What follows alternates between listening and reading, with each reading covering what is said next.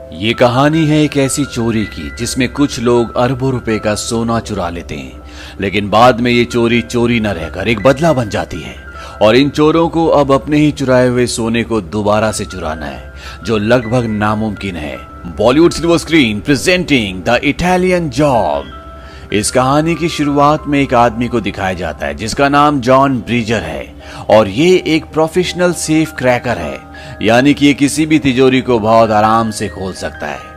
John की एक बेटी भी है जिससे जॉन बहुत प्यार करता है और वो भी अपने डैड से बहुत प्यार करती है और जॉन ने अपनी बेटी से वादा किया होता है कि वो अब कभी भी कोई भी गलत काम नहीं करेगा, लेकिन वो एक आखिरी चोरी करना चाहता है और ये चोरी होती है $35 मिलियन के सोने की। और जिन लोगों से इन्हें ये सोना चुराना है ये इटालियन गैंगस्टर्स हैं जिन्होंने एक हफ्ते पहले इस सोने को चुराया है और इनकी एक मीटिंग होती है।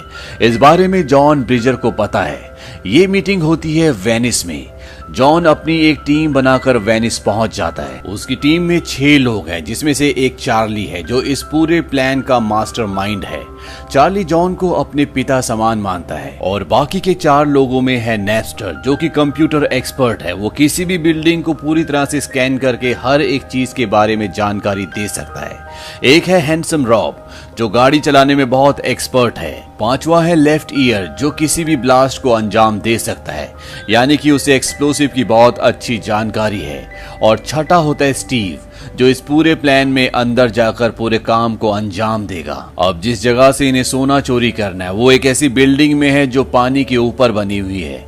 वेनिस में इस तरह की गलियां होती है। अब सोना फर्स्ट फ्लोर पर होता है जहां पर पहले से गैंगस्टर हैं, इसीलिए इनकी टीम का जो स्टीव है वो फर्स्ट फ्लोर में जो घर है यानी कि उस फ्लोर के बिल्कुल नीचे जहां पर सोना रखा हुआ है वहां पर पहुंच जाता है, क्योंकि उस वक्त घर पर कोई भी नहीं होता। और बाकी के 5 मेंबर्स पानी के स्टीमर से ठीक उसी घर के नीचे जो टनल होती है जिसमें पानी बहता है वहां पर पहुंच जाते हैं, यानी कि 5 मेंबर्स अब टनल के अंदर है और एग्जैक्ट उसके ऊपर है स्टीव और उसके ऊपर वाले फ्लोर पर वो लोग हैं जिनके पास सोना है। अब इनके साथ जो कंप्यूटर एक्सपर्ट होता है वो पूरी बिल्डिंग को स्कैन कर लेता है और उसे पता है कि एग्जैक्टली वो सेफ कहां पर है जिसके अंदर सोना है।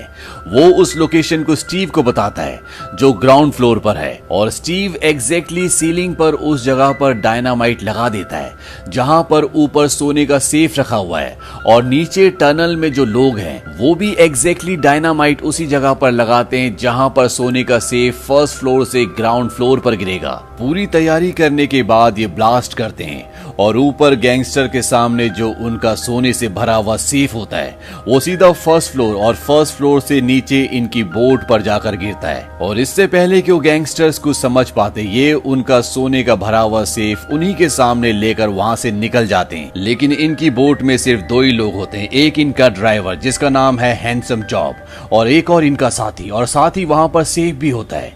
इन्हें पता है कि ये गैंगस्टर्स इनका पीछा इतनी आसानी से नहीं छोड़ेंगे, वो इनका पीछा करते हैं। लेकिन उन्हें नहीं पता होता कि चार्ली का प्लान इससे भी स्ट्रांग है। दरअसल जब सेफ नीचे गिरा था तो वो इनकी बोट पर नहीं गिरा था बल्कि वो पानी के अंदर गिरा था और बोट के ऊपर जो सेफ है उसके अंदर कुछ भी नहीं है। और पानी के अंदर ये दिखाया जाता है कि बाकी के 4 लोग उस सेफ के आसपास हैं और जॉन उस सेफ को खोलने की कोशिश कर रहा है और इनके पास मात्र 7 मिनट हैं, क्योंकि 7 मिनट के बाद यहाँ पर पुलिस पहुंच जाएगी। लेकिन जॉन भी बहुत एक्सपर्ट होता है, वो इस सेफ को खोल देता है और जब वो सेफ को खोलता है तो उसके अंदर सोने का भंडार होता है। ये सारा का सारा सोना अपने बैग में शिफ्ट कर लेते हैं और तभी ऊपर पुलिस आ जाती है। लेकिन इससे पहले कि वो छानबीन करती ये सारे के सारे सोना लेकर यहाँ से निकल जाते हैं और इस तरह से ये $35 मिलियन के सोने को गैंगस्टर से चुराकर अपने कब्जे में ले लेते हैं। वहीं दूसरी तरफ गैंगस्टर जो बोट से इनके 2 लोगों का पीछा कर रहे होते हैं वो उन्हें नहीं पकड़ पाते और इस तरह से एक शानदार तरीके से ये इस पूरी चोरी को अंजाम देते हैं। और ये सब के सब इस जीत की खुशी के लिए एक एक जाम पीते हैं। सब अपने अपने प्लान्स बताते हैं कि इस चोरी के बाद इस पैसे से वो क्या करेंगे, लेकिन स्टीव कुछ भी नहीं कहता और जब उससे पूछा जाता है तो वो कहता है कि मैं सोच रहा हूँ कि तुम सबके प्लान चुरा लूं। दरअसल इस पूरी चोरी की जो कामयाबी होती है उसके पीछे सबसे बड़ा हाथ चार्ली का होता है,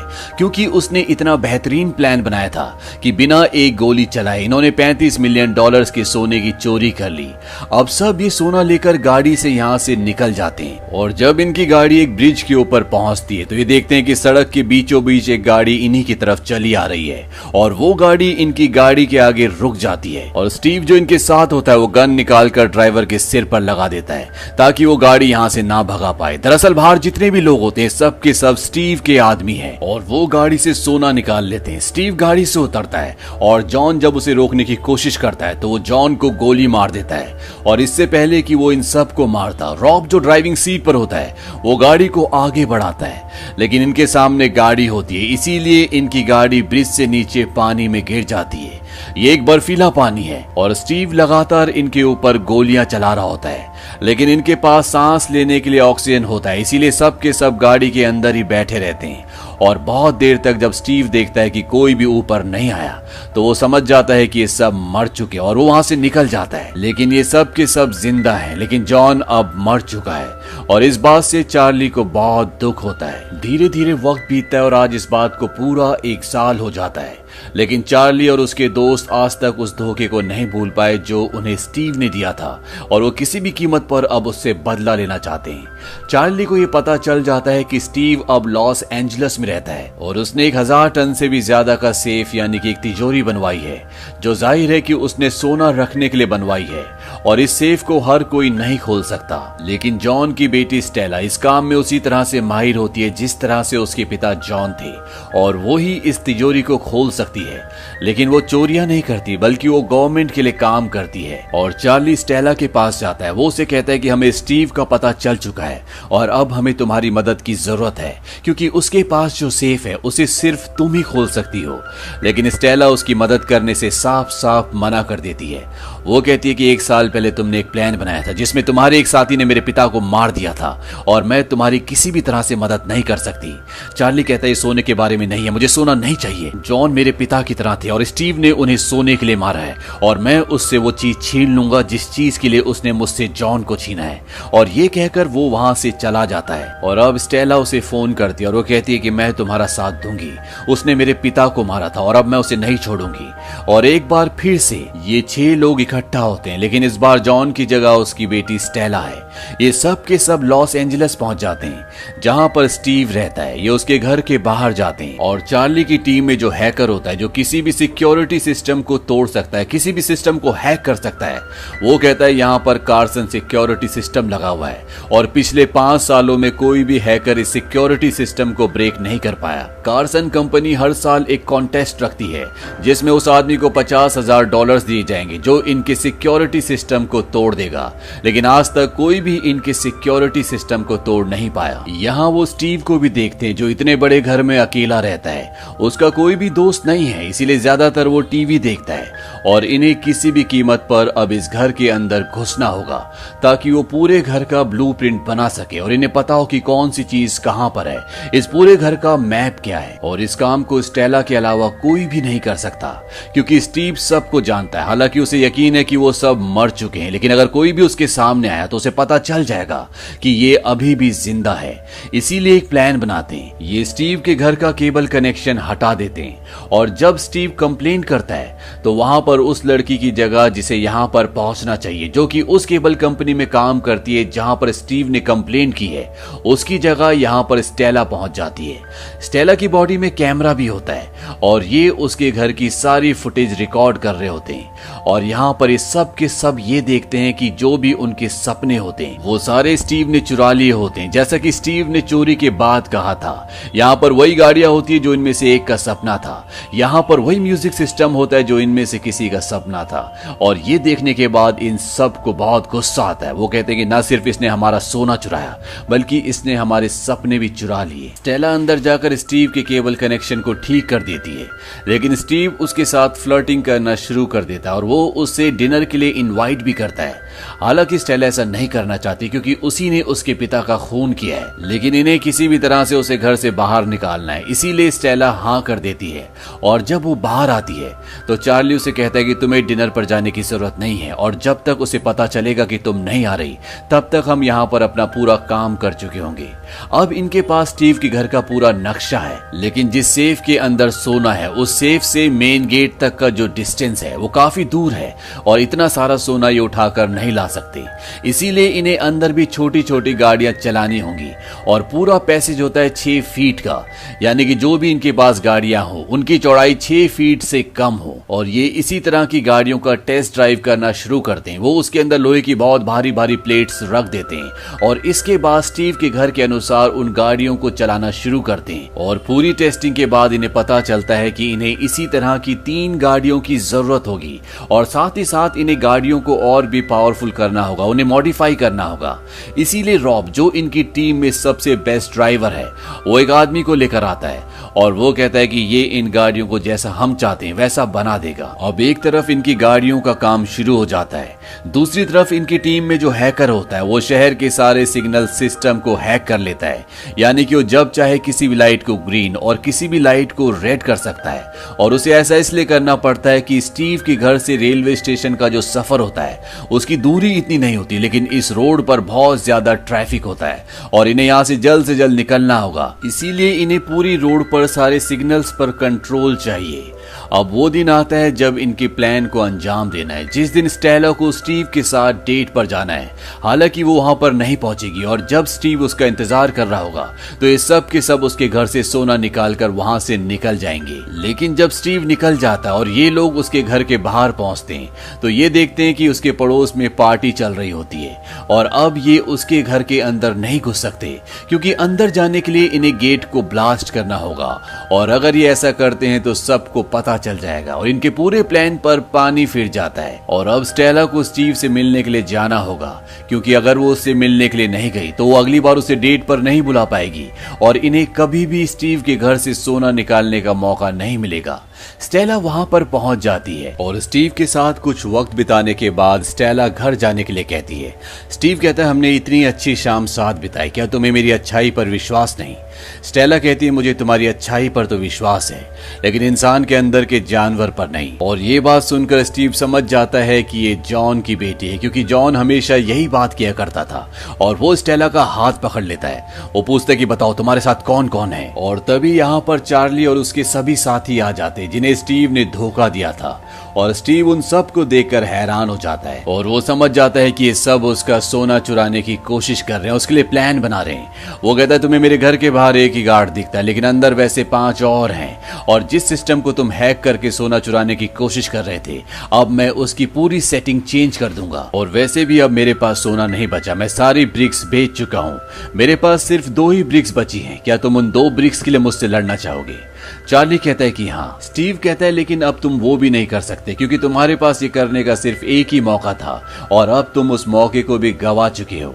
और ये सुनने के बाद चार्ली स्टीव के मुंह पर एक जोरदार पंच मारता है जिससे वो जमीन पर गिर जाता है और इसके बाद ये सब यहाँ से निकल जाते हैं। ये सब उदास है क्योंकि इनका पूरा प्लान चौपट हो चुका है और इनके साथ जो हैकर होता है वो इन सबको बताता है कि मैंने अभी अभी स्टीव के गार्ड की बात फोन पर सुनी है, उसने 4 बजे एक हेलीकॉप्टर बुलाया है, 5 बजे उसके घर पर एक आर्मर्ड गाड़ी आएगी और 8 बजे वो सारा सोना लेकर मैक्सिको निकल जाएगा। और इस बात से सब के सब उदास हो जाते हैं। लेकिन यहाँ पर जो चार्ली होता है, चार्ली कहता है तो अच्छी खबर है, अब मछली खुद हमारे पास आ रही है। वहीं दूसरी तरफ स्टीव ने उस आदमी को मार दिया होता है जो उससे सोना खरीदता है क्योंकि उसे पता चल चुका होता है कि ये सोने की जो ब्रिक्स हैं ये वेनिस से आई हैं क्योंकि इन पर एक डांसर की पिक्चर होती है और स्टीव नहीं चाहता कि उसके सोने की सच्चाई किसी को भी पता चले, इसीलिए वो उसे मार देता है। लेकिन जिस आदमी को स्टीव ने मारा होता है उसका कजन बहुत खतरनाक होता है और वो अब किसी भी तरह से उस आदमी को ढूंढ कर मारना चाहता है जिसने उसके कजन को मारा है। इसीलिए वो उस आदमी के पास जाता है जिसने उसके कजन से इन सोने की ईंटों के बारे में पूछा था, जिसने उसे ये बताया था कि ये वेनिस से आई हैं। ये एक बहुत ही मोटा आदमी होता है जो चार्ली का दोस्त है और चार्ली ने उसे सारी इंक्वायरी करने के लिए कहा था।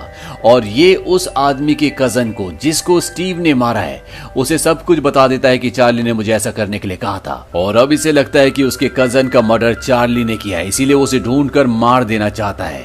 और जब वो मोटा आदमी चार्ली को सब कुछ बताता है तो चार्ली कहता है कि मुझे तुम्हारी मदद की जरूरत है। वहीं दूसरी तरफ स्टीव अपने घर में सोना शिफ्ट करने के लिए एक नहीं बल्कि 3 गाड़ियां मंगवाता है और साथ में सिक्योरिटी भी होती है। वो 3 गाड़ियां इसलिए मंगवाता है ताकि इन्हें पता ही ना चले कि तीनों में से कौन सी गाड़ी में सोना है। और वो खुद हेलीकॉप्टर में बैठकर आसमान से सब कुछ देख रहा होता है।